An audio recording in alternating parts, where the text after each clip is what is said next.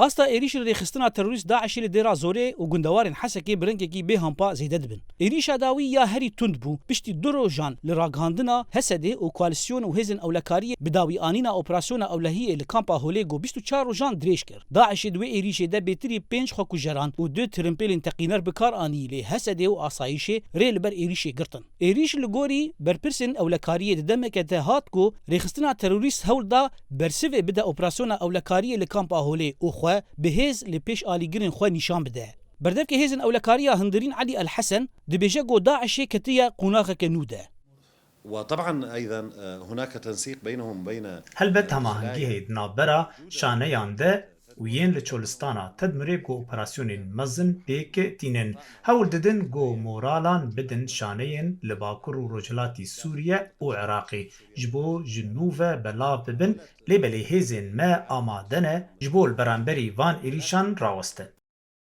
فەرمانداری ئارتێشا ئەمریکای پستێ هەسەدێ و ئاسایشێدا دەبەرسڤاوێ ئێریشا پیلانکردیا داعشێدا. شۆپینەر باوەڕ دکن گۆتەوی فشارە ئاسێ لە سەر شانەیەن داعشێ لە ڕێخستنا تەرۆریست چاوە دکارە پیلانên ئێریشن مەزن بکە. لە گۆری ئاگاهیان گۆ دەنگی ئەمریکا بدەستخست گۆ یەک بکەیمانی ژە ئێریشکارن ئێریشا داوی لە هۆلێ هەموڵاتیەکی بیانی ناواندا هەبوو. گۆ ئەڤ یەک پێشڤەچوونەکە پڕ خەتەرە دکارینا داعشێدا. پاشرە ڕێخستنا دەوڵەتا ئیسلامی داعشێ یا تەرۆریست 13 ئیلونێدا گۆتارێکە دەنگی بەلاو کردبوو و تێدا چەندین پەیام ji çend aliyan re şandibûn ji wan aliyên piştgir û dijmin re.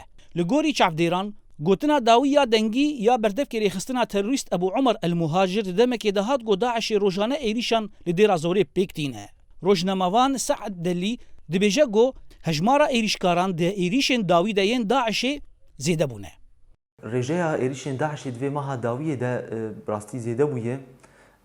Di nav de jî hejmara êrîşkaran zêde bûye ne wekî berê tekateka êrîş dikin ha bi kom êrîş dikin otomobîla bombe dikin her wiha di nav de jî di nav êrîşkaran de jî endamên biyanî hene ne wek berê yê xwecihî bûn yê Iraqî bûn Sûrî bûn endamên biyanî jî hene ev yek jî pirsekê derdixe holê bixware gelo ka Daişê çawa tevger dike tevî vê fişara ewlehî. Hevbendiya navdewletî ya şerê de jî Daişê û hêzên Sûriya Demokratîk bi fişareke leşkerî ewlehî giran ser şaneyên Daişê dikin ji bo têkbirina dawî ya Daişê misoger bikin. Lê gelek faktor di nav de siyasî, ewlekarî û geşepêdana herêmê dihêle pêkayîna vê armancî asteng bibe.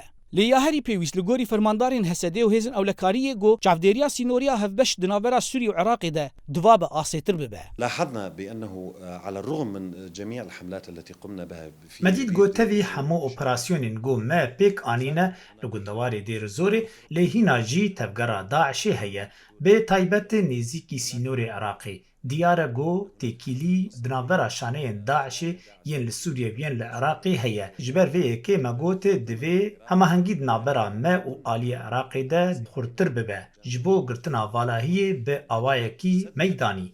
Kurdên Sûriyê di wê baweriyê de ya got Daişê tevî fişara ewlekarî lê hîn karîna wê ya pekanîna êrîşan berdewam e. Di vê mehê de tevî operasyonên ewlekarî li kampa Holê lê şaneyên Daişê asta êrîşin xwe li herêmên Bakur û Jilatê Sûriyê zêde kirine û li gorî çavdêran got nîşaneyên wan êrîşan pirin. Yek jê got Daişê ketiye qûnaxeke nû de. Zana Umer dengê Amerîka Qamişlo.